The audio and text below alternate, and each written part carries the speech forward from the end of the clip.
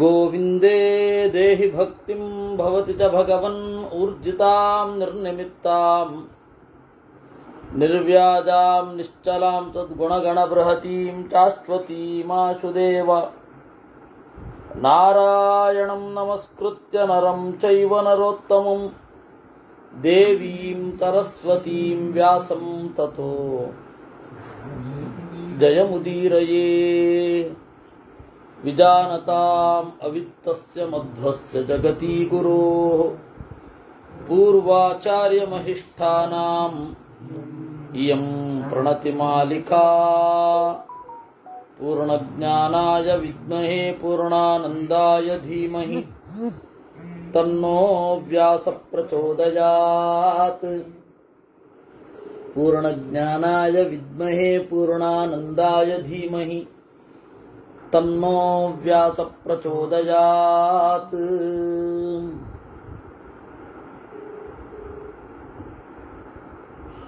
ಬ್ರಹ್ಮಸ್ವವನ್ನ ಅಪಹರಿಸಿದರೆ ಏನಾಗತ್ತೆ ಅನ್ನೋದಕ್ಕೆ ಉದಾಹರಣೆಯಾಗಿ ಒಂದು ಕಥೆಯನ್ನ ಹೇಳ್ತಾ ಇದ್ರು. ಬ್ರಹ್ಮಸ್ವವನ್ನು ಅಪಹರಿಸಿದರೆ ಏನಾಗತ್ತೆ. ಬ್ರಾಹ್ಮಣಸ್ವಂ ಹಿ ಯೇ ಮಂದಾಹ ಹರಂತಿ ಭರತರ್ಷಭ. ಬ್ರಹ್ಮಸ್ವವನ್ನ ಆನಂದದಿಂದ ಅಪಹರಿಸ್ತಾರೆ. ಕಾರಣ ಏನು ಅಂದರೆ ಬ್ರಾಹ್ಮಣರಿಗೆ ಪ್ರತಿಭಟನೆ ಮಾಡುವ ಶಕ್ತಿ ಇರೋದಿಲ್ಲ, ಪ್ರತಿಭಟನೆ ಮಾಡುವ ಉದ್ದೇಶನೂ ಇರೋದಿಲ್ಲ. ನೀವು ಕಿತ್ಕೊಂಡ್ರೆ ಅವರು ಬೇರೆ ಜೀವನ ನೋಡ್ಕೊಳ್ತಾರೆ. ಮೊದಲಿಂದ ಅದೇ ತಾನೇ ಮಾಡ್ಕೊಂಡು ಬಂದಿರೋದು ಬ್ರಾಹ್ಮಣರು. ಆನಂದದಿಂದ ಅಪಹಾರ ಮಾಡಿಬಿಡ್ತಾರೆ. ಆದರೆ ಆ ರಿಯಾಕ್ಷನ್ ಮಾಡದೇ ಇರೋದಿದೆಯಲ್ಲ, ಅದು ಇನ್ನೂ ಭೀಕರವಾದ ಹೊಡೆತ ಅನ್ನೋದು ಯಾವಾಗ ಅರ್ಥ ಆಗಬೇಕು? ಪೆಟ್ಟು ಬಿದ್ದ ಮೇಲೆ ಅರ್ಥ ಆಗಬೇಕು. ಪಾತಕಾನಾಂ ಪರಂ ಹೇತತ್ ಬ್ರಹ್ಮಸ್ವ ಹರಣಂ ಬಲಾತ್. ಪಾತಕಗಳಿಗೆ ಉತ್ಕಟವಾದ ಪಾತಕ ಯಾವುದು ಅಂತಂದ್ರೆ ಬ್ರಹ್ಮಸ್ವಹರಣ. ಸಾನ್ವಯಾಸ್ತೆ ವಿನಶ್ಯಂತಿ ಚಂಡಾಲ ಪ್ರೇತ್ಯ ಚೇಹಚ. ಅವ್ರ ವಂಶ ಇಡೀ ನಾಶ ಆಗಿ ಹೋಗುತ್ತೆ. ಅದಕ್ಕೆ ಸಂಬಂಧಿಸಿದ ಹಾಗೆ ಕ್ಷತ್ರಬಂಧು ಅಂತ ಒಬ್ಬ ರಾಜ ಮತ್ತೆ ಒಬ್ಬ ಚಂಡಾಲನ ಒಂದು ಕಥೆಯನ್ನ ಹೇಳ್ತೇನೆ. ರಾಜ ಕೇಳಿದ, ಏನು? ವೃದ್ಧ ರೂಪೋಸಿ ಚಂಡಾಲ ಬಾಲವತ್ವಂ ವಿಚೇಷ್ಟಸೆ. ಅಲ್ಲಪ್ಪ, ಮುದುಕನಾಗಿದ್ದಿ, ಬಾಲಕರ ತರ ಆಡ್ತಿ, ಶ್ವಕುರಾಣಾಂ ರಜಸ್ಸೇವಿ. ನಾಯಿಯ ಗೊರಸಿನ ಧೂಳು ನಿನ್ನ ಮುಖದ ಮೇಲೆ ಬೀಳತ್ತೆ, ಆಗ ಟೆನ್ಷನ್ ಆಗಲ್ಲ. ಖರಾಣಾಂ, ಕತ್ತೆಯ ಗೊರಸಿನ ಧೂಳು ನಿನ್ನ ಮುಖದ ಮೇಲೆ ಬೀಳತ್ತೆ, ಆಗ ಟೆನ್ಷನ್ ಆಗಲ್ಲ. ಕಸ್ಮಾತ್ ಉದ್ವಿಜಸೆ ಗವಾಂ.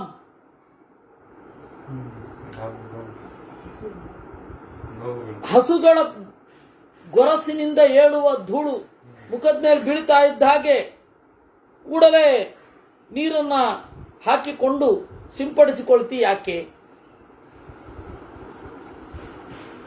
ಅದಕ್ಕೆ ಅವನು ಹೇಳಿದ, ನನಗೆ ಟೆನ್ಷನ್ ಆಗತ್ತೆ. ಬ್ರಾಹ್ಮಣನ ಕಾಲಿನ ಧೂಳು, ಹಸುವಿನ ಕಾಲಿನ ಧೂಳು, ಆಯ್ತಾ, ಅದು ಯಾವಾಗ ಮೈ ಮೇಲೆ ಬೀಳತ್ತೆ ಅವಾಗೆಲ್ಲ ಒಂದು ಹಿಂಸೆ ಆದ ಹಾಗೆ ಆಗತ್ತೆ. ನಾನು ಬೇಕಾದಷ್ಟು ಜನ ನೋಡಿದ್ದೇನೆ.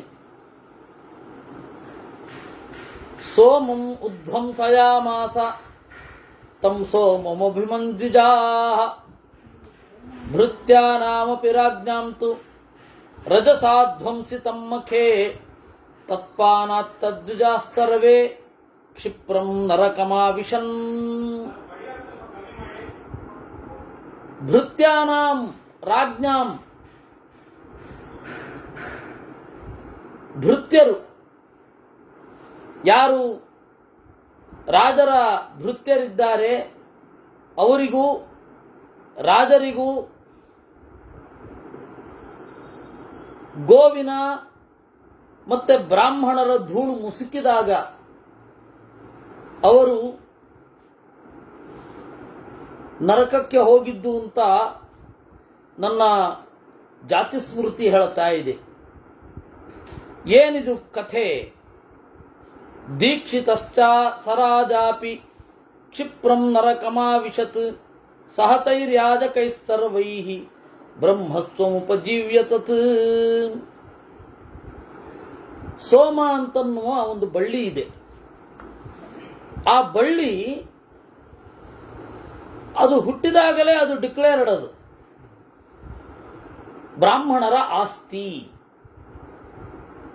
ಅದನ್ನು ಮಾರಲಿಕ್ಕಿಲ್ಲ. ಬ್ರಾಹ್ಮಣರು ಸೋಮವನ್ನು ಮಾರಬಾರದು, ಸೋಮವನ್ನು ಕೊಡಬೇಕಷ್ಟೆ. ಸೋಮವನ್ನು ಮಾರೋದು ಅಂತ ಒಂದು ಕ್ರಮ ವೇದದಲ್ಲಿ ಇದೆ, ಸೋಮಂ ಕ್ರೀಣಾತಿ ಅಂತ. ಅದು ಹಸುವಿಗೋ ಹಾಲಿಗೋ ಸಂಬಂಧಪಟ್ಟು ಸಾಂಕೇತಿಕವಾಗಿ ಅದನ್ನ ಕೊಡೋದು ಅಂತ. ಅರುಣಯ ಪಿಂಗಾಕ್ಷ್ಯ ಏಕಹಾಯನ್ಯ ಸೋಮಂ ಕ್ರೀಣಾತಿ ಅಂತ. ಸ್ವಲ್ಪ ಕೆಂಪು ಬಣ್ಣದ ಶೇಡ್ ಇರುವ ಕಣ್ಣು,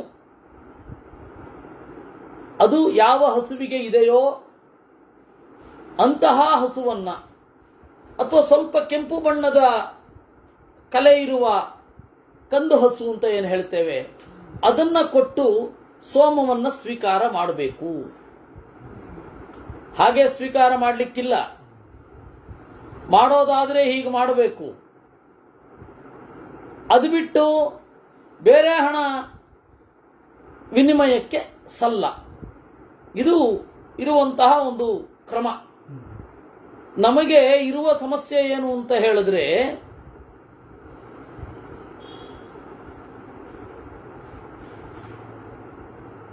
ಆ ಗೋ ಸೋಮ ಏನಿದೆ ಅದು ಬ್ರಹ್ಮಸ್ವ. ಅದನ್ನ ಯಾರೂ ಬಲಾತ್ಕಾರದಿಂದ ತಗೊಂಡು ಬರಬಾರದು. ಆ ಸೋಮಕ್ರಯಣವನ್ನು ಮಾಡಿದಾಗ ಅಂದರೆ ಬ್ರಹ್ಮಸ್ವವನ್ನು ಅಪಹಾರ ಮಾಡಿದ ಹಾಗಾಯಿತು. ನೇರವಾಗಿ ಬ್ರಾಹ್ಮಣನಿಂದ ಕಿತ್ತಿದ್ದಲ್ಲ ಅದು. ಸೋಮವನ್ನ ಕ್ರಯ ಮಾಡಿ ತಗೊಂಡ ರಾಜನ ಭೃತ್ಯರು. ಅಷ್ಟೇ ಅಲ್ಲ, ಆ ಯಜ್ಞದಲ್ಲಿ ಭಾಗವಹಿಸಿದ ಪುರೋಹಿತರು ನರಕಕ್ಕೆ ಹೋದರು.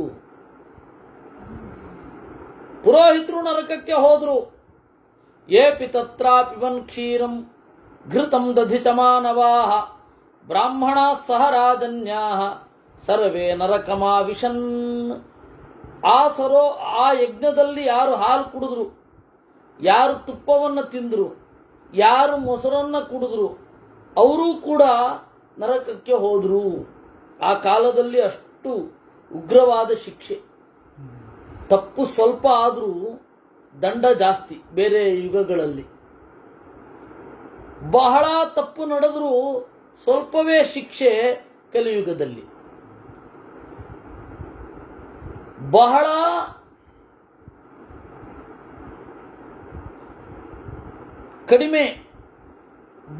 ಕಡಿಮೆ ಪುಣ್ಯ ಮಾಡಿದ್ರು ಹೆಚ್ಚಿನ ಫಲ ಕಲಿಯುಗದಲ್ಲಿ.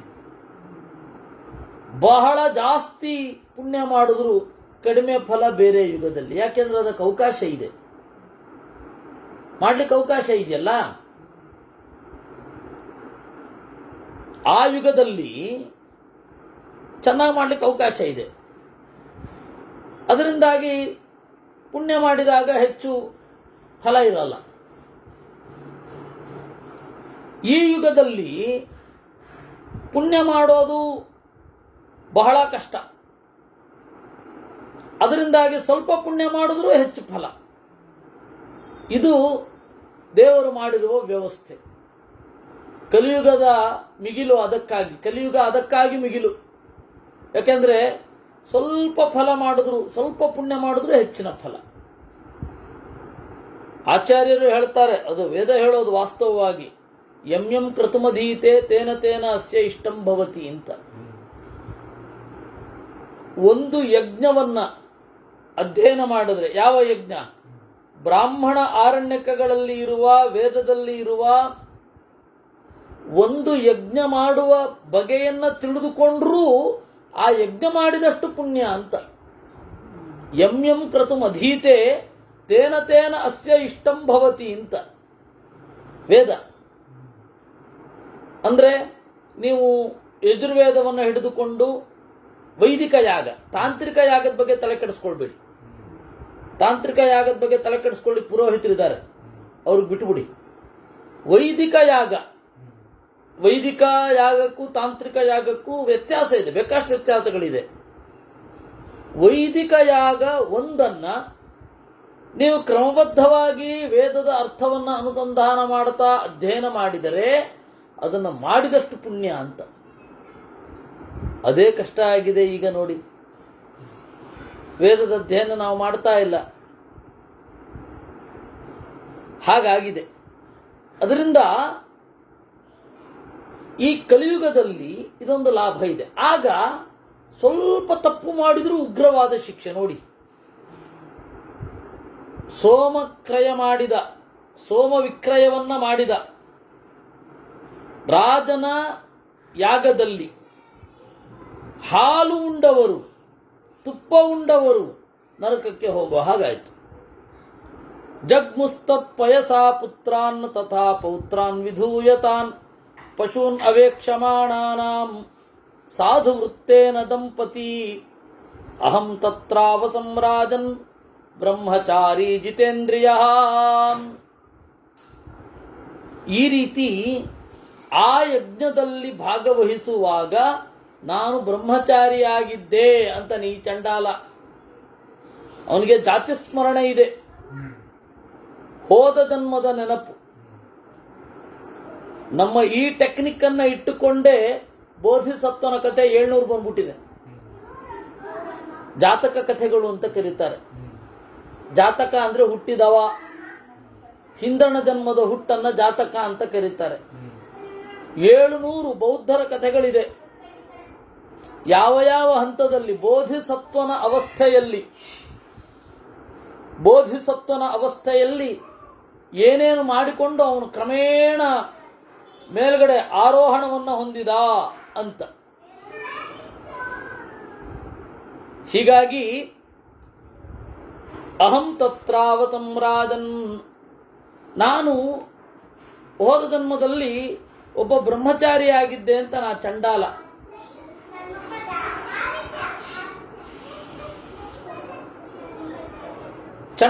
ಇದು ಬ್ರಹ್ಮಚಾರಿಯಾಗಿದ್ದೆ.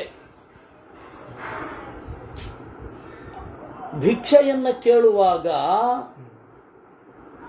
ಆ ವಿಕ್ರೀತವಾದ ಸೋಮವನ್ನ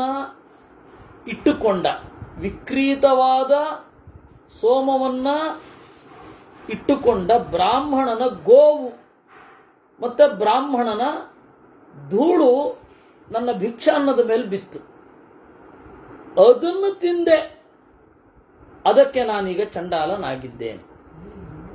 ತಾಸಾಮ್ಯೇ ರಜಸಾಧ್ವಸ್ತಂ ಭೈಕ್ಷಮಾಸೀನ್ನರಾಧಿಪ ಚಂಡಾಲೋಹಿತೋ ರಾಜನ್ ಭುಕ್ತ್ವಾ ತದಭವಂ ಮೃತಃ ಬ್ರಹ್ಮಸ್ವಹಾರೀತ ನೃಪಃ ಸ್ವಪ್ರತಿಷ್ಠಾಂ ಗತಿಂ ಯಯೌ. ಅದರಿಂದ ನಾನು ಚಂಡಾಲನಾದೆ. ಬ್ರಹ್ಮಸ್ವಹಾರೀತ ನೃಪಃ ಸಹ ಅಪ್ರತಿಷ್ಠಾಂ ಗತಿಂ ಯಯೌ. ಆ ಸೋಮವನ್ನ ತಂದ ಸೋಮವನ್ನ ತಗೊಂಡಿದ್ದಷ್ಟೇ ರಾಜ, ಅವನು ಬಹಳ ಅನಂತವಾದ ನರಕಕ್ಕೆ ಹೋದ. ಆದ್ದರಿಂದ ತಸ್ಮಾತ್ ಹರೇತನ ವಿಪ್ರಸ್ಯ ಕದಾಚಿದಪಿ ಕಿಂಚನ ನ ಪಶ್ಯೇನ್ ನಾನು ಮೋದೇಚ್ಛ ನ ಹರ್ತುಂ ಕಿಂಚಿದಾಚರೇತ್. ಆದ್ದರಿಂದ ಬ್ರಾಹ್ಮಣನೊಬ್ಬನ ಯಾವುದನ್ನೂ ತೆಗೆಯಬಾರದು. ವಿಶೇಷತಃ ಯಜ್ಞದಲ್ಲಿ ನ ಪಶ್ಯೇತು, ನೋಡಬಾರದು. ನಾನು ಮೋದೇತ್, ಆಯ್ತು ತಗೊಳ್ಳಿ ನಾನಿದ್ದೇನೆ ಅಂತ ಅನ್ನಬಾರದು. ಬ್ರಹ್ಮಣೋ ರಜತಾಧ್ವಸ್ತಂ ಭುಕ್ತ್ವಾ ಮಾಂ ಪಶ್ಚಯಾದೃತಂ ತತಃ ಸೋಮೋಪ್ಯ ವಿಕ್ರೇಯ ಪುರುಷೇಣ ವಿಪಶ್ಚಿತ. ಆ ಸ್ವೀಕರಿಸಿದ ಸೋಮವನ್ನ ತೆಗೆದುಕೊಂಡ ಮತ್ತೆ ಮಾರಿದ ಬ್ರಾಹ್ಮಣರ ಧೂಳು ಮತ್ತೆ ಅವರ ಹಸುವಿನ ಧೂಳು ಬಿದ್ದ ಅನ್ನವನ್ನು ಉಂಡಿದ್ದರಿಂದ ನಾನು ಈ ರೀತಿ ಆದೆ. ತತಃ ಸೋಮೋಪಿ ಅವಿಕ್ರೇಯ ಪುರುಷೇಣ ವಿಪಶ್ಚಿತ. ಅದರಿಂದ ಸೋಮವನ್ನು ಯಾವತ್ತೂ ಕ್ರಯಕ್ಕೆ ತಗೊಳ್ಳಿಕ್ಕಿಲ್ಲ. ಏತದ್ದಿಧನಮುತ್ಕೃಷ್ಟಂ ದ್ವಿಜಾನಾಮ ವಿಶೇಷತಃ ವಿಕ್ರಯಂ ಹೀಹ ಸೋಮಸ್ಯ ಗರ್ಹಯಂತಿ ಮನೀಷಿಣಃ. ಅದರಿಂದ ಸೋಮ ಅನ್ನೋದು ಅನ್ಡಿಸ್ಪ್ಯೂಟೆಡ್ಲಿ ಡಿಕ್ಲೇರ್ ಆಸ್ ಪ್ರಾಪರ್ಟಿ ಆಫ್ ಬ್ರಾಹ್ಮಣ. ಒಬ್ಬ ಬ್ರಾಹ್ಮಣನ ಅನ್ಡಿಸ್ಪ್ಯೂಟೆಡ್ ಪ್ರಾಪರ್ಟಿ. ಅದನ್ನು ಯಾರೂ ದೇವರ ದಯೆಯಿಂದ ಈಗ ಸೋಮ ಯಾವುದು ಅಂತ ಗೊತ್ತಿಲ್ಲ, ನಾವು ಸೋಮವನ್ನು ಬಳಸಿ ಯಾಗವನ್ನೇ ಮಾಡ್ತಾ ಇಲ್ಲ. ಅಲ್ಲ ಮಾಡ್ತಾರಲ್ಲ, ಆಪ್ತೋರ್ಯಾಮ ಸೋಮಯಾಗ ಇತ್ಯಾದಿಗಳನ್ನು ಮಾಡ್ತಾರಲ್ಲ, ಅಂದರೆ ಅದು ಸೋಮದ ಪ್ರತಿನಿಧಿಯಾದ ಪೂತಿಕಾ ಅಂತನ್ನುವ ಒಂದು ಬಳ್ಳಿ. ಆದರೆ ಅದನ್ನು ಸೋಮ ಅಂತಾನೆ ಹೇಳಿ ಆಹುತಿ ಕೊಡೋದು ಮಾಡ್ತಾರೆ. ಬಹಳ ರೇರು ಸೋಮಯಾಗವನ್ನು ಮಾಡುವುದು. ಯೇ ಚೈನಂ ಕ್ರೀಣತೆ ರಾಜನ್ ಯೇ ಚ ವಿಕ್ರೀಣತೆ ಜನಾಃ ಇತೋ ವೈವಸ್ವತಂ ಪ್ರಾಪ್ಯ ರೌರವಂ ಯಾಂತಿ ಸರ್ವಶಃ. ಅದರಿಂದಾಗಿ ವಿಕ್ರಯ ಕ್ರಯ ಎರಡೂ ಇರಬಾರದು. ಕೊಂಡುಕೊಳ್ಳಲು ಬಾರದು, ಮಾರಲೂಬಾರದು.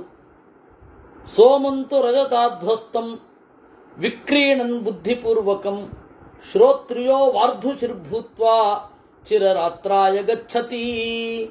ಯಾರು ಈ ಒಂದು ವಾತಾವರಣದಲ್ಲಿ ಏಳುವ ಧೂಳನ್ನು ಹೊಂದಿದ ಆಹಾರವನ್ನು ತಿಂದವನಿರ್ತಾನೆ, ಅವನು ಕೂಡ ಶ್ರೋತ್ರಿಯನಾಗಿದ್ದರೂ ವಾರ್ಧುಶಿರ್ಭೂತ್ವ. ವೃದ್ಧಿ ಅಂದರೆ ಬಡ್ಡಿ, ವಾರ್ಧುಶಿರ್ಭೂತ್ವ. ಆ ಬಡ್ಡಿ ತಿನ್ನುವ ಬುದ್ಧಿ ಬಂದ್ಬಿಡುತ್ತೆ. ಅಂದರೆ ಸಾಲ ಕೊಟ್ಟು ಇತ್ಯಾದಿಗಳೆಲ್ಲ, ಅವೆಲ್ಲ ಒಳಗಿನ ಎತ್ತರಕ್ಕೆ ಪ್ರತಿಬಂಧಕವಾದದ್ದು. ಅಕೀರ್ತಿಯನ್ನು ಹೊಂದುತ್ತಾನೆ.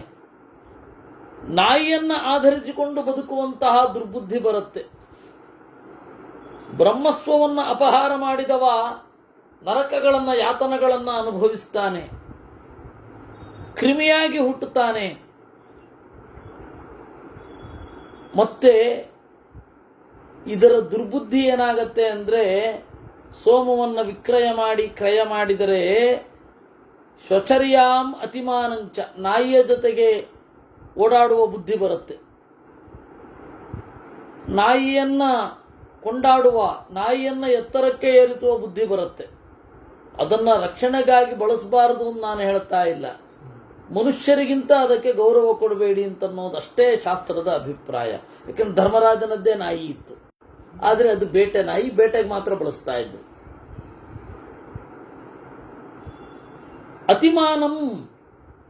ಅತಿಮಾನ ಅಂತಂದ್ರೆ ನಾನೇ ದೇವರು ಅಂತನ್ನುವ ಭ್ರಮೆ, ಆ ಅಹಂಕಾರ. ಆ ಅಹಂಕಾರವನ್ನು ಪೋಷಿಸುವ ಶಾಸ್ತ್ರದೊಂದಿಗೆ ಸಂಬಂಧ ಇದ್ಯಾವುದು ಬರಲ್ಲ. ಸ್ವಸ್ವದಾರೇಶು ವಿಪ್ಲವಂ, ತನ್ನ ಹೆಂಡತಿಗೆ ಮೋಸ ಮಾಡೋ ಬುದ್ಧಿ ಬಂದ್ಬಿಡತ್ತಂತೆ. ಏನ್ ಭೀಕರ! ಸ್ವಸ್ವದಾರೇಶು ವಿಪ್ಲವಂ, ದಾರ ಅಂದ್ರೆ ಹೆಂಡತಿ. ತಮ್ಮ ಹೆಂಡತಿಗೆ ಮೋಸ ಮಾಡೋ ಬುದ್ಧಿ ಬಂದ್ಬಿಟ್ರೆ ಇವಳನ್ನ ತಪ್ಪಿಸಿ ಇನ್ನೊಬ್ಬರನ್ನ ಸೇರಿ ಆ ತರಹದ್ದೆಲ್ಲ ಬುದ್ಧಿ, ಅದು ಸ್ವಸ್ವದಾರೇಶು ವಿಪ್ಲವಂ. ಅದಕ್ಕೆ ಬ್ರಹ್ಮತ್ವವನ್ನು ಅಪಹಾರ ಮಾಡಬಾರದು. ತುಲಯಾಧಾರಯದ್ಧರ್ಮೋ ಶತಿಮಾನೋತಿರಿಚ್ಯತೆ. ಈ ಎಲ್ಲ ದೋಷಗಳಲ್ಲಿ ಬ್ರಹ್ಮಸ್ವವನ್ನು ಅಪಹಾರ ಮಾಡಿದರೆ, ಉತ್ಕಟವಾದ ದೋಷ ಅಂತ ಏನಾದರೂ ಇದ್ರೆ ಅದು ಅತಿಮಾನ. ಯಾಕೆಂದ್ರೆ ನನ್ನದಲ್ಲದ ಗುಣವನ್ನು ನಾನು ಅಂತ ಅಂದುಕೊಂಡ್ರೆ ಗತಿ ಏನು? ನನ್ನದೇನು? ನಾನು ಅಲ್ಪಜ್ಞ, ಅಲ್ಪಶಕ್ತ. ಅದಲ್ಲದೆ ನಾನು ಸರ್ವಜ್ಞ ಸರ್ವಶಕ್ತನೊಂದಿಗೆ ಐಕ್ಯವನ್ನು ಹೊಂದಿದ್ದೇನೆ ಅಂತಂದ್ರೆ ಅದನ್ನ ಅಸಂಕುಚಿತವಾದ ಅಂತಾರೆ.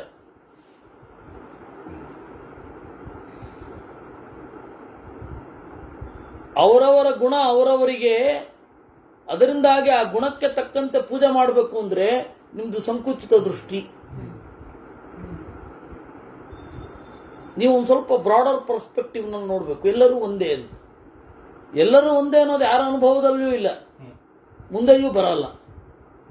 ಮಧ್ವರು ಹೇಳಿದ ಭೇದ ಅನ್ನೋದರ ಅರ್ಥ ಜಗಳ ಮಾಡ್ಕೊಳ್ಳಿ ಅಂತಲ್ಲ. ಹಾಗೆ ಶಂಕರರು ಹೇಳಿದ ಸಾಮ್ಯವಾದವೋ ಅಭೇದವಾದವೋ ಸಂಸಾರಾವಸ್ಥೆಯಲ್ಲಿ ಇಲ್ಲವೇ ಇಲ್ಲ. ಮತ್ತು ನೀವೇನು ಎರಡನ್ನೂ ಮಿಕ್ಸ್ ಮಾಡ್ಕೊಂಡು ಮಾತಾಡೋದು? ಶಂಕರರು ಅಭೇದವನ್ನು ಹೇಳಿದ್ದಾರೆ ಅಂತ ಇಟ್ಕೊಳ್ಳಿ, ಏನು ಹೇಳಿದಾರೋ ದೇವರಿಗೆ ಗೊತ್ತು. ಅಭೇದವನ್ನು ಹೇಳಿದ್ದಾರೆ ಅಂತ ಇಟ್ಕೊಳ್ಳಿ. ಈ ಲೋಕದಲ್ಲಿ ಅಭೇದ ಅಂತ ಹೇಳಿದಾರಾ? ಇಲ್ಲ ತಾನೆ.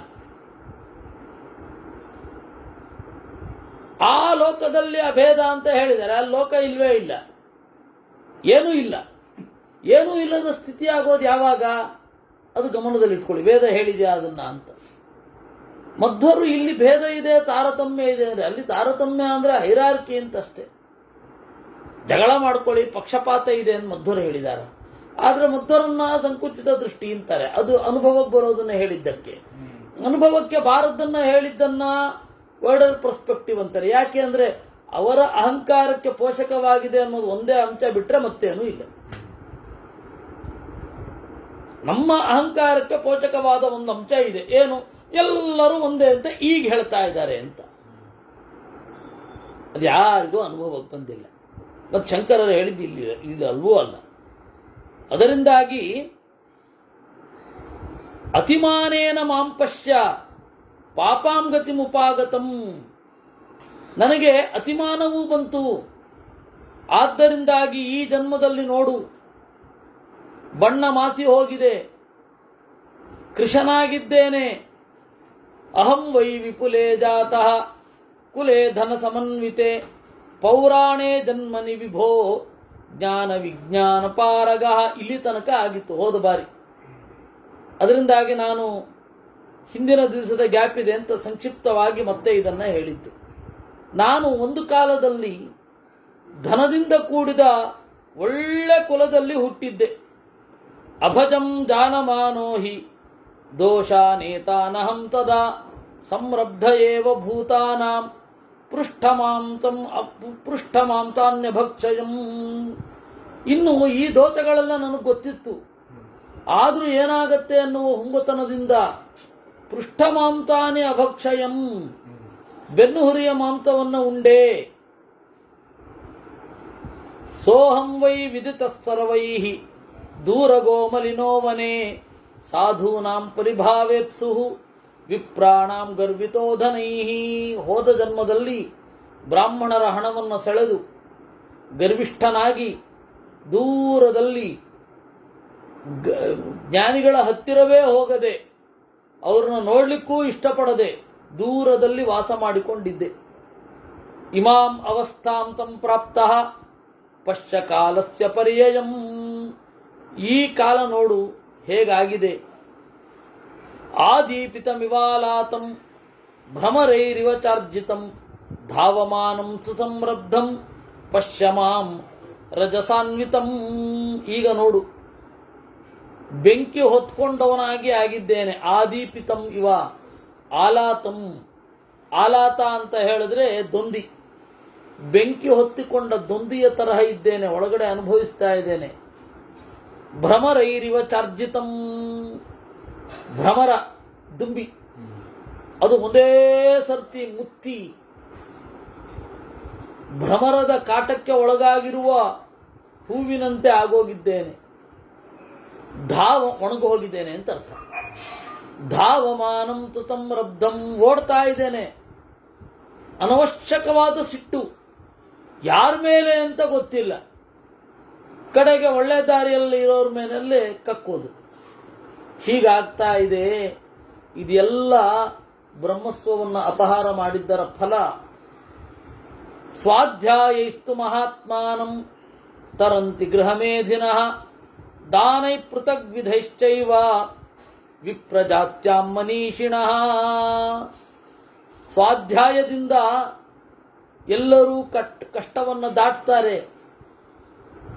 ನಮ್ಮನ್ನು ದಾಟಿಸೋದು ಯಾವುದು ಅಂದರೆ ಸ್ವಾಧ್ಯಾಯ. ಇಡೀ ಮಹಾಭಾರತವೇ ಒಂದು ಪ್ರಾಯಶ್ಚಿತ್ತ, ಗೊತ್ತಾ ನಿಮಗೆ? ಸರಮಾಂತನ್ನುವ ನಾಯಿಯ ದೇವನಾಯಿ, ದೇವಶುನಿ ಅಂತ ಕರೀತಾರೆ. ಆ ದೇವತೆಗಳ ನಾಯಿಯಾದ ಸರಮೆಯ ಪುಟ್ಟ ಮಗುವನ್ನು ಹೊಡೆದಿದ್ದಕ್ಕೆ ಬ್ರಹ್ಮಹತ್ಯ ಬಂತು. ಜನಮೇಜಯನ ತಮ್ಮಂದಿರಿಗೆ ಶ್ರುತಸೇನ, ಉಗ್ರಸೇನ, ಭೀಮಸೇನ ಅಂತ ಆ 3 ಜನರ ಹೆಸರು. ಅವರ ಆ ಪಾಪದ ಪರಿಹಾರಕ್ಕಾಗಿ ಮಹಾಭಾರತವನ್ನು ಆ ಜನಮೇಜಯ ಕೇಳಲಿಕ್ಕೆ ಶುರು ಮಾಡಿದ್ದು. ಬ್ರಹ್ಮಹತ್ಯೆಯನ್ನು ಪರಿಹಾರ ಮಾಡಿತು ಮಹಾಭಾರತ. ಆಯ್ತೇ? ಹಾಗೆ ಸ್ವಾಧ್ಯಾಯ ಅನ್ನೋದೊಂದೇ ಪ್ರಾಯಶ್ಚಿತ್ತ. ಹೋಮ ಮೊದಲಾದವುಗಳೆಲ್ಲ ಹೇಗೆ ಪ್ರಾಯಶ್ಚಿತ್ತ ಆಗತ್ತೆ ಅಂದರೆ, ನಿಮಗೆ ಇರುವ ಸ್ವಾಧ್ಯಾಯಕ್ಕೆ ಇರುವ ಅಡ್ಡಿಯನ್ನು ದೂರ ಮಾಡ್ತಾ ನಿಮಗೆ ಪ್ರಾಯಶ್ಚಿತ್ತ ಆಗತ್ತೆ ವಿನಃ ಹೋಮ ಪ್ರಾಯಶ್ಚಿತ್ತ ಅಲ್ಲ. ಶಾಸ್ತ್ರದ ನೆಲೆ ಇರೋದು ನೀವು ಶಾಸ್ತ್ರವನ್ನು ಅಧ್ಯಯನ ಮಾಡಬೇಕು. ತಥಾ ಸ್ವಾಧ್ಯಾಯೈಸ್ತು ಮಹಾತ್ಮಾನಃ ತರಂತಿ ಗೃಹ ಮೇಧಿನಃ ದಾನೈ ಪೃಥಗ್ ವಿಧೈಶ್ಚೈವ. ಆಮೇಲೆ ದಾನ ಮಾಡೋದ್ರಿಂದ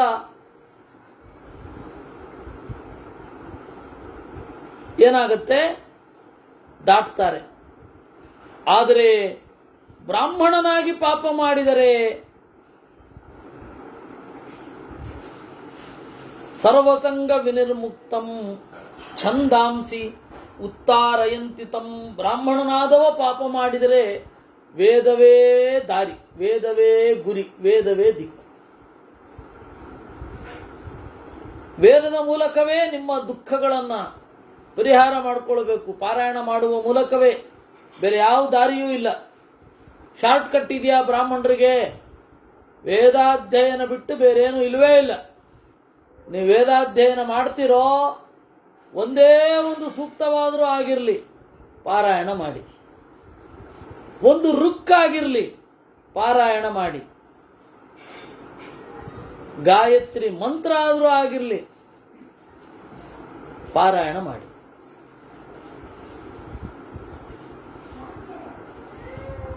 ಅಹಂತು ಪಾಪಯೋನ್ಯಾಂ ವೈ ಪ್ರಸೂತ ಕ್ಷತ್ರಿಯರ್ಷಭ ನಿಶ್ಚಯಂ ನಾಧಿಗಚ್ಛಾಮಿ ಕಥಂ ಮುಚ್ಚೇಯಮಾಪದಃ. ಈಗಾದರೋ ನಾನು ಚಂಡಾಲ ಯೋನಿಯಲ್ಲಿ ಹುಟ್ಟಿದ್ದೇನೆ, ನನಗೆ ಏನು ಮಾಡಬೇಕು ಅನ್ನೋದು ಗೊತ್ತಾಗ್ತಾ ಇಲ್ಲ. ನಿಶ್ಚಯಂ ನಾಧಿಗಚ್ಛಾಮಿ ಜಾತಿ ಸ್ಮರತ್ವಂ ಹಿ ಮಮ ಕೇನ ಪೂರ್ವೇಣ ಕರ್ಮಣ ಶುಭೇನ ಏನ ಮೋಕ್ಷಂ ವೈ ಪ್ರಾಪ್ತುಮಿಚ್ಛಾಮ್ಯಹಂ ನೃಪ.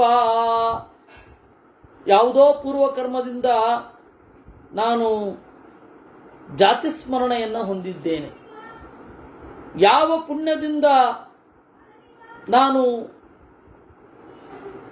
ಈ ಜಾತಿಸ್ಮರತ್ವವನ್ನು, ಹಿಂದಣ ಜನ್ಮದ ನೆನಪನ್ನು ಹೊಂದಿದ್ದೇನೆ?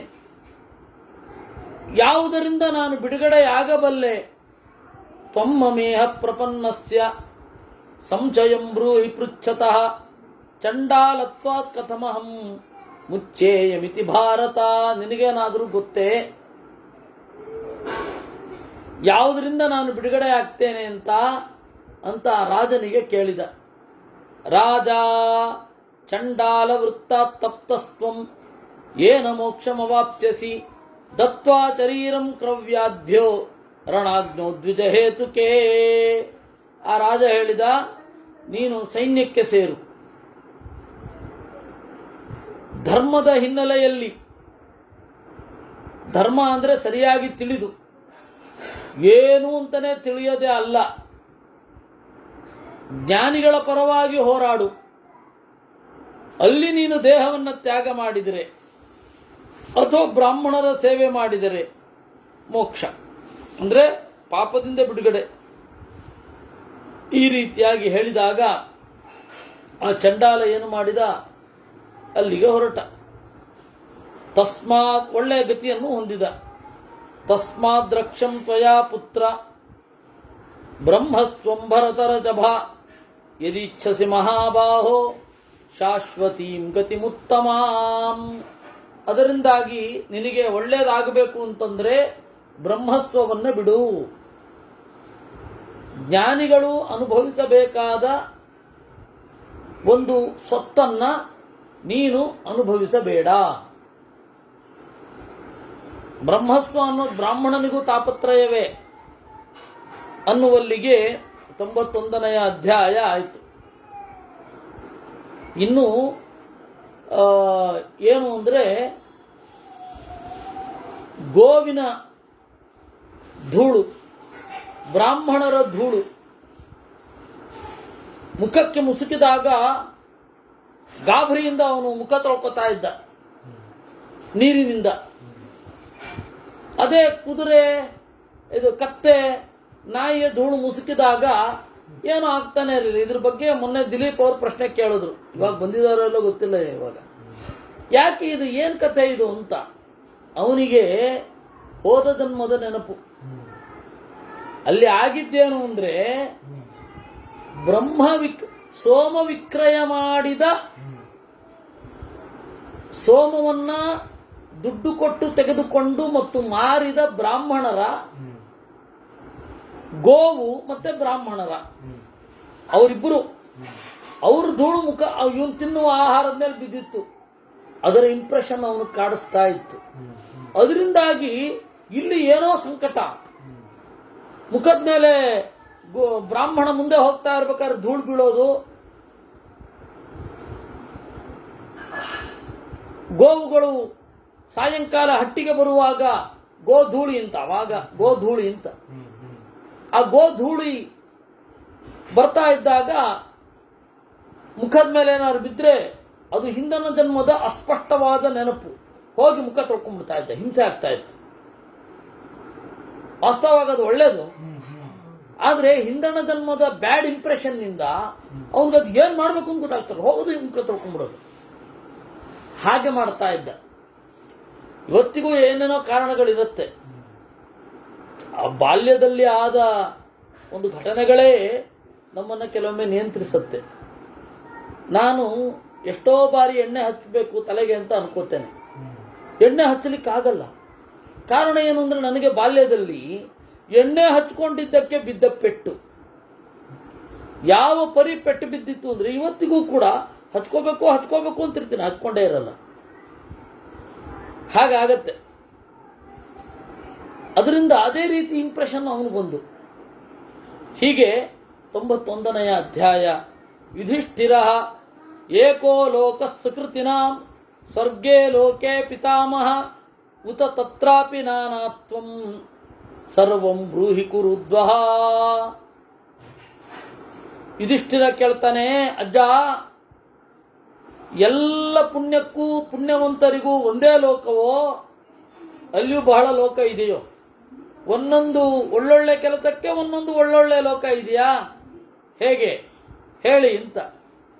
ಅದಕ್ಕೆ ಹೌದಪ್ಪ, ಬಹಳ ಇದೆ, ಪುಣ್ಯಲೋಕಗಳು ಬಹಳ ಇದೆ, ಹಾಗೆ ಪಾಪಲೋಕಗಳು ಬಹಳ ಇದೆ. ಇದರ ಬಗ್ಗೆ ಒಂದು ಇತಿಹಾಸ ಹೇಳಬೇಕು. ಗೌತಮಸ್ಯ ಮುನೇಸ್ತಾತ ಸಂವಾದಂ ವೈ ಶತಕ್ರತೋ. ಇಂದ್ರ ಮತ್ತೆ ಗೌತಮರ ಸಂವಾದ. ಒಬ್ಬ ಗೌತಮ ಗೋತ್ರದ ಬ್ರಾಹ್ಮಣ ಇದ್ದ, ಮೃದುವಾಗಿದ್ದ, ಇಂದ್ರಿಯ ನಿಗ್ರಹ ಇತ್ತು. ಮಹಾವನೇ ಹಸ್ತಿ ಶಿಶುಂ ಪರಿದ್ಯೂನ ಮಮಾತೃಕಂ. ಒಂದು ದೊಡ್ಡ ಕಾಡಿನಲ್ಲಿ ಒಂದು ಆನೆ ಇತ್ತು. ಆ ಆನೆ ಇನ್ನೇನು ಸಾಯುವ ಹಂತಕ್ಕೆ ತಲುಪಿತ್ತು. ಆನೆ ಮರಿ ಸಾಯುವ ಹಂತಕ್ಕೆ ತಲುಪಿತ್ತು. ಯಾಕೆಂದ್ರೆ ತಾಯಿ ಆನೆ ಸತ್ತೋಗಿದೆ. ಮಗು ಆನೆಗೆ ಏನ್ ಮಾಡ್ಬೇಕು ಅಂತ ಗೊತ್ತಾಗ್ತಾ ಇಲ್ಲ. ಆನೆ ಮರಿ ಕಲಭ ಅಂತಾರೆ. ಕಲಭ ಅಂತಂದ್ರೇನೆ ಆನೆ ಮರಿ ಅಂತ. ಆ ಆನೆ ಮರಿಗೆ ಏನ್ ಮಾಡ್ಬೇಕು ಅಂತ ಗೊತ್ತಾಗ್ತಾ ಇಲ್ಲ, ತಾಯಿ ಇಲ್ಲ.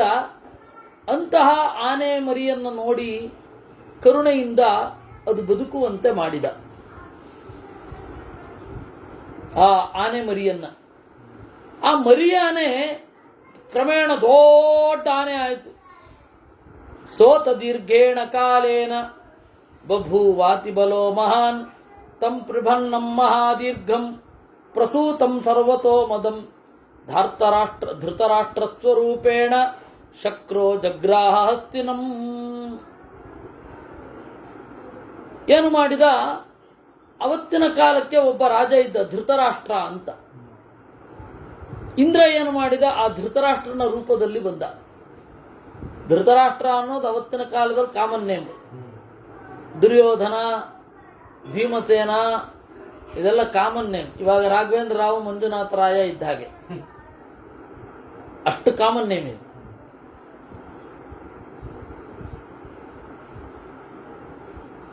ಒಂದೊಂದು ಕಾಲದಲ್ಲಿ ಒಂದೊಂದು ನೇಮ್ ಕಾಮನ್ ಇರುತ್ತೆ. ದುರ್ಯೋಧನ ಅಂದ್ರೆ ಕೆಟ್ಟ ಹೆಸರು ಅಂತ ಕೆಲವರು ತಿಳ್ಕೊಂಡಿರೋದು, ಒಳ್ಳೆ ಹೆಸರು ಅದು.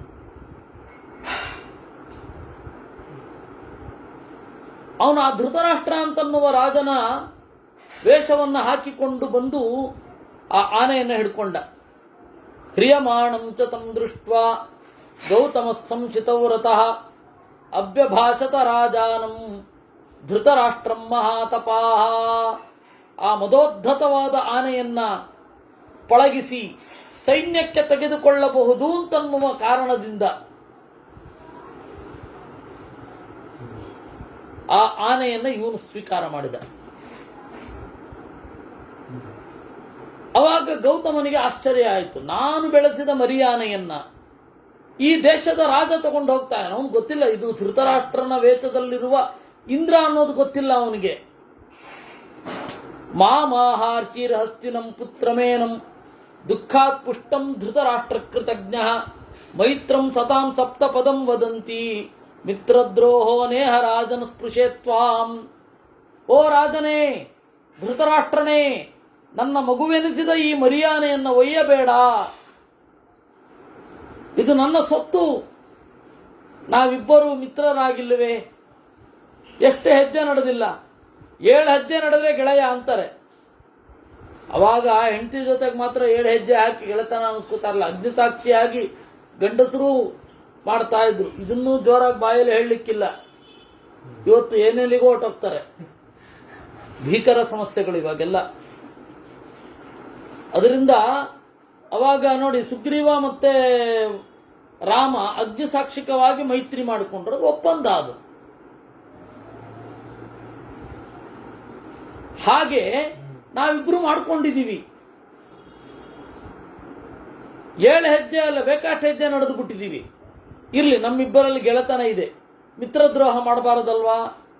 ಇದ್ಮೋದಕ ಪ್ರದಾತಾರಂ ಶೂನ್ಯಪಾಲಕಮಾಶ್ರಮೇ ವಿನೀತಮಾಚಾರ್ಯ ಕುಲೆ ಸುಯುಕ್ತಂ ಗುರುಕರ್ಮಣಿ ಶಿಷ್ಟಂ ದಾಂತಂ ಕೃತಜ್ಞಂಚ ಪ್ರಿಯಂಚ ಸತತಂ ಮಮ ತ್ವಮ್ಮೇ ವಿಕ್ರೋಚತೋ ರಾಜನ್ ಹರ್ತುಂ ನಾರ್ಹಸಿ ಕುಂಜರಂ. ಇದ್ಮೋದಕ ಪ್ರದಾತಾರಂ, ನಾನು ಕೇಳಿದರೆ ಮಣಗಟ್ಲೆ ಇದನ್ನು ತಗೊಂಬಂದ್ಬಿಡುತ್ತೆ, ಕಟ್ಟಿಗೆಯನ್ನು. ಉದಕ ಪ್ರದಾತಾರಂ, ನೀರನ್ನು ಹೊತ್ಕೊಂಡು ಬರುತ್ತೆ. ನನಗೆ ಯಾರು ಪಾಲಕರಿಲ್ಲ, ಈ ಆನೆಯೇ ನನ್ನನ್ನು ರಕ್ಷಣೆ ಮಾಡುತ್ತೆ.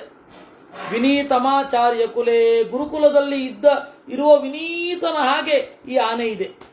ಸುಯುಕ್ತಂ ಗುರುಕರ್ಮಣಿ, ನಾನು ಹೇಳಿದ ಕೆಲಸ ಎಲ್ಲ ಮಾಡುತ್ತೆ. ಶಿಷ್ಟಂ ದಾಂತಂ ಕೃತಜ್ಞಂಚ, ಅತ್ಯಂತ ಶಿಷ್ಟ, ಇಂದ್ರಿಯ ನಿಗ್ರಹ ಇದೆ. ಕೃತಜ್ಞ, ನಾನು ಮಾಡಿದ ಉಪಕಾರವನ್ನು ಇನ್ನೂ ನೆನಪಲ್ಲಿಟ್ಕೊಂಡಿದೆ. ಪ್ರಿಯಂಚ ಸತತಂ ಮಮ, ನನಗೆ ಅತ್ಯಂತ ಪ್ರಿಯವಾಗಿದೆ. ತ್ವಮ್ಮೇ ವಿಕ್ರೋಚತೋ ರಾಜನ್ ಹರ್ತುಂ ನಾರ್ಹಸಿ ಕುಂಜರಂ. ಇಂತಹ ಆನೆಯನ್ನು ಕಳ್ಕೊಳ್ಳಿಕ್ಕೆ ನನಗೆ ಇಷ್ಟ ಇಲ್ಲ. ನಾನು ಬೊಬ್ಬಿರಿದು ಬೇಡ್ತಾ ಇದ್ದೇನೆ, ಯಾಕಪ್ಪ ನನ್ನ ಆನೆಯನ್ನು ಒಯ್ತಿ? ಧೃತರಾಷ್ಟ್ರ ಗವಾಂ ಸಹಸ್ರಂ ಭವತೋ ದದಾನಿ ಶತಾನಿ ನಿಷ್ಕಸ್ಯ ದದಾನಿ ಪಂಚ ಅನ್ಯಚ್ಚ ವಿತ್ತಂ ವಿಧಿವನ್ಮಹರ್ಚೆ ಟಿಂಬ್ರಾಹ್ಮಣಸ್ಯೇಹ ಗಜೇನ ಕೃತ್ಯಂ. 1000 ಆನೆಯನ್ನು ಕೊಡ್ತೇನೆ, 1000 ಗೋವುಗಳನ್ನು ಕೊಡ್ತೇನೆ. ಸಾರಿ, ನಿನಗೆ 1000 ಗೋವುಗಳನ್ನು ಕೊಡ್ತೇನೆ, 500 ಬಂಗಾರದ ನಾಣ್ಯಗಳನ್ನು ಕೊಡ್ತೇನೆ. ನೀನು ಇನ್ಯಾವ ಹಣ ಬೇಕೋ ಅದನ್ನು ಕೊಡ್ತೇನೆ. ಆನೆ ಯಾಕೋ ನಿನಗೆ ಬೇಕು? ತ್ವಾಮೇ ವಗಾವೋ ವಿವಿಧಾ ಭಜಂತು ದಾಸ್ಯಶ್ಚ ನಿಷ್ಕಾ ವಿವಿಧಂಚ ರತ್ನಂ ಅನ್ಯಚ್ಚ ವಿತ್ತಂ ವಿವಿಧಂ ನರೇಂದ್ರ ನ ಬ್ರಾಹ್ಮಣಸ್ಯೇಹ ಧನೇನ ಕೃತ್ಯಂ.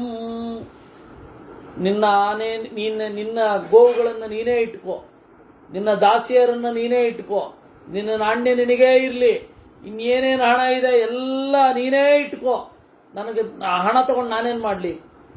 ಬ್ರಾಹ್ಮಣಾನಾಂ ಹಸ್ತಿನಾಂ ನಾಸ್ತಿ ಕೃತ್ಯಂ ರಾಜನ್ಯಾನಾಂ ಹಸ್ತಿ ಕುಲಾನಿ ವಿಪ್ರ ಸ್ವವಾಹನಂ ನಯತೋ ನಾಸ್ತ್ಯ ಧರ್ಮೋ ನಾಗಶ್ರೇಷ್ಠಾದ್ ಗೌತಮಾಸ್ಮಾನ್ ನಿವರ್ತ. ಅವನದಕ್ಕೆ ಧೃತರಾಷ್ಟ್ರನ ವೇಷದಲ್ಲಿರುವ ಇಂದ್ರ ಕೇಳಿದ, ಅಲ್ಲ ಆನೆ ಇಟ್ಕೊಂಡು ಬ್ರಾಹ್ಮಣ ಏನ್ ಮಾಡ್ತಾನೆ?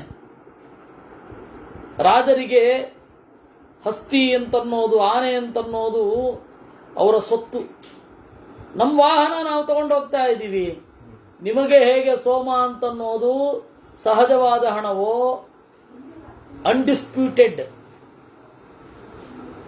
ನಿಮ್ಮ ಸೊತ್ತೋ, ಅದೇ ರೀತಿ ಆನೆಯೂ ಕೂಡ ನಮ್ಮ ಸೊತ್ತು. ನಮಗೆ ಯಾವ ಪಾಪವೂ ಇಲ್ಲ, ಬೇಕಾದ್ರೆ ನೀನೇ ಹಿಂದೆ ಹೊಟ್ಟೋಗು.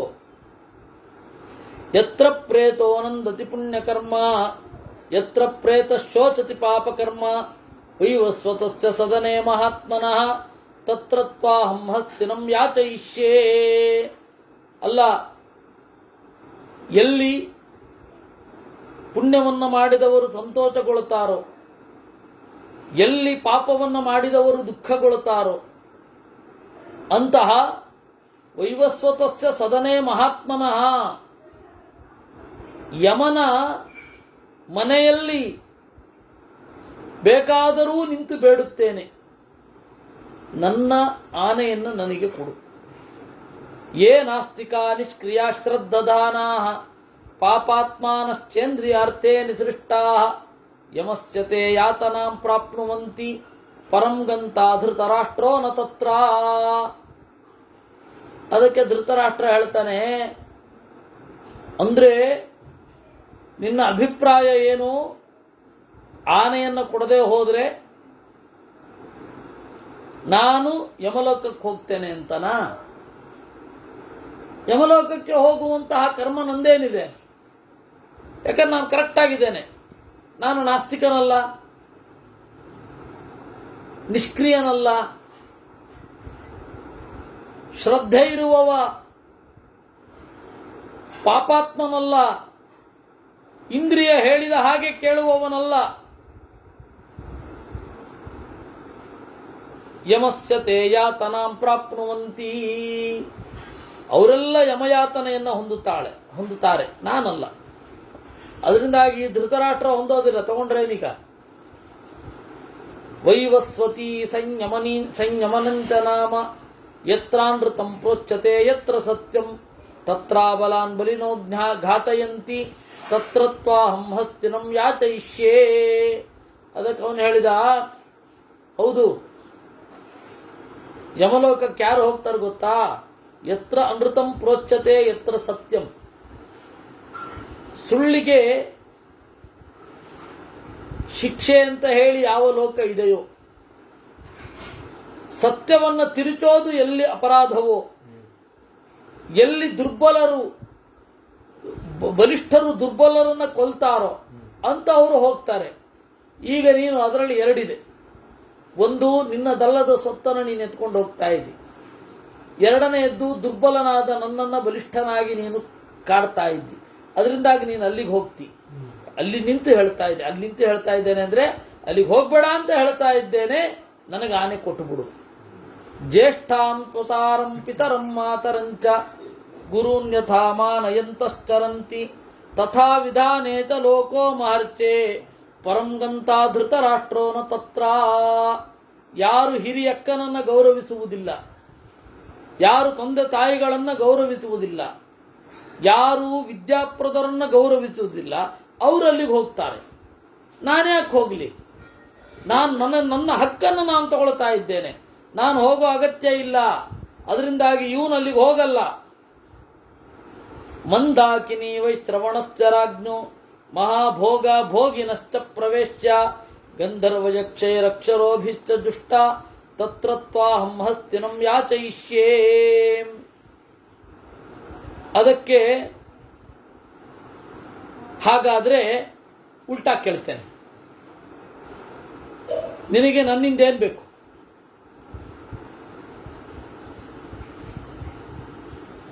ಕುಬೇರನ ಅರಮನೆ ಇರುವ ಜಾಗ, ಕುಬೇರನ ಪಟ್ಟಣವಾದ ಅಲಕ, ಅಲ್ಲಿ ಒಳ್ಳೆ ಭೋಗವನ್ನು ಅನುಭವಿಸುವವರು ಹೋಗ್ತಾರೆ. ಗಂಧರ್ವರು, ಯಕ್ಷರು, ಅಪ್ಸರೆಯರಿರ್ತಾರೆ. ಆ ಭಾಗವನ್ನು ನಿನಗೆ ಕೊಡ್ತೇನೆ. ಈಗ ನರಕಕ್ಕೆ ಹೋಗ್ತೀನಿ ಅನ್ನೋದಾಯ್ತು. ಈಗ ಹಂಗೆ ವರಸೆ ಬದಲಾಯಿಸಿದ ಅವನು. ಈಗ ಅಲ್ಲಿ ಬೇಡ, ಇಲ್ಲಿ ಹೋದ್ರೆ ಅದನ್ನು ಕೊಡ್ತೀನಿ, ನನಗೆ ಆನೆ ಕೊಟ್ಟು ಬಿಡು ಅಂತ. ಅದಕ್ಕೆ ಅವನು ಹೇಳಿದ, ಅತಿಥಿವ್ರತ ಸುವ್ರತ ಯೇ ಜನ ಹೇ. ಯಾರು ಅತಿಥಿವ್ರತರೋ, ಒಳ್ಳೆ ವ್ರತವನ್ನ ಯಾರು ಇರ್ತಾರೋ, ಪ್ರತಿಶ್ರಯಂತೆ ದದತಿ ದ್ವಿಜೇಭ್ಯ, ಬ್ರಾಹ್ಮಣರಿಗೆ ಯಾರು ಆಸರೆಯನ್ನ ಕೊಡ್ತಾರೆ, ಶಿಷ್ಟಾಚಿನ ಯಜ್ಞ ಮಾಡಿ ಉಳಿದ ಅನ್ನವನ್ನ ಯಾರು ಉಣ್ಣುತ್ತಾರೋ, ಸಂವಿಭಾಜ್ಯಾಶ್ರಿತೇಭ್ಯ, ತಮಗೆ ಆಶ್ರಿತರಾದವರಿಗೆ ಬಂದ ತಮ್ಮ ಹತ್ತಿರ ಇರುವುದನ್ನ ಮನೆಗೆ ಬಂದಿರ್ತಾರೆ, ಅವ್ರನ್ನ ಈ ರೂಮಲ್ಲಿ ಕೂಡಿಸ್ಬಿಟ್ಟು ಪಕ್ಕದ ರೂಮ್ಗೆ ಹೋಗಿ ತಿನ್ನೋದಲ್ಲ. ಏನು ಎಲ್ಲ ಇದೆ ಎಲ್ಲವನ್ನ ಹಂಚಿಕೊಂಡು ತಿನ್ನಬೇಕು. ಯಾರು ಹಂಚಿಕೊಂಡು ತಿನ್ನುತ್ತಾರೋ ಅವರು ಹೋಗ್ತಾರೆ. ನಾನು ಹೇಗೂ ಮಾಡೇ ಮಾಡ್ತೀನೋ, ಹೋಗಿ ನೀನು ಕೊಡತಿ ಅನ್ನೋದೇನದು? ನೀನು ಹೊಸದಾಗಿ ಕೊಡ್ಬೇಕಾ?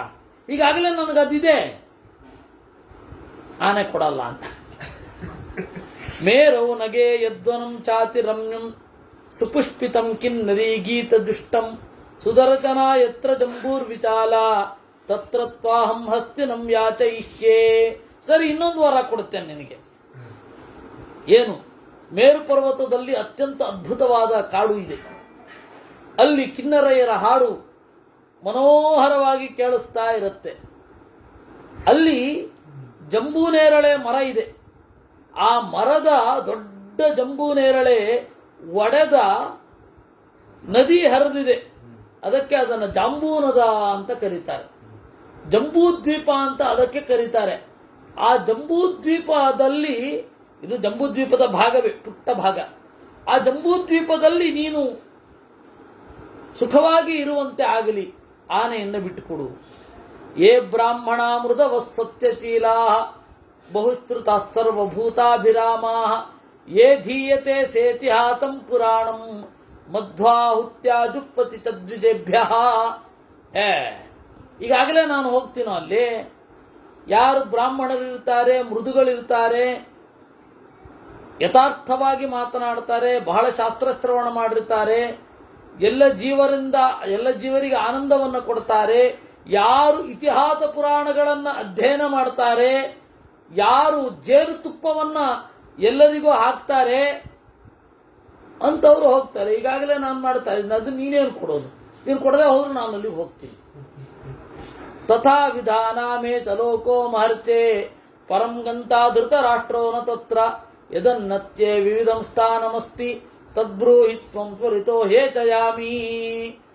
ಅದು ಬಿಡೋ, ಬೇರೆ ಒಳ್ಳೆ ಲೋಕ ಹೇಳೋ, ಅದಕ್ಕೆ ಬೇಕಾಗತ್ತಾ ತಗೊಂಡು ಆನೆ ಬಿಟ್ಟು ಹೋಗ್ತೀನಿ, ಇಲ್ಲ ಆನೆ ತಗೊಂಡು ಹೋಗ್ತೀನಿ ಇಂದ. ಸರಿ, ಅವನು ಏನು ಹೇಳ್ತಾನೆ ಮುಂದೆ ಅದನ್ನ ನಾಳೆ ನೋಡೋಣ. ಕೃಷ್ಣಾರ್ಪಣ.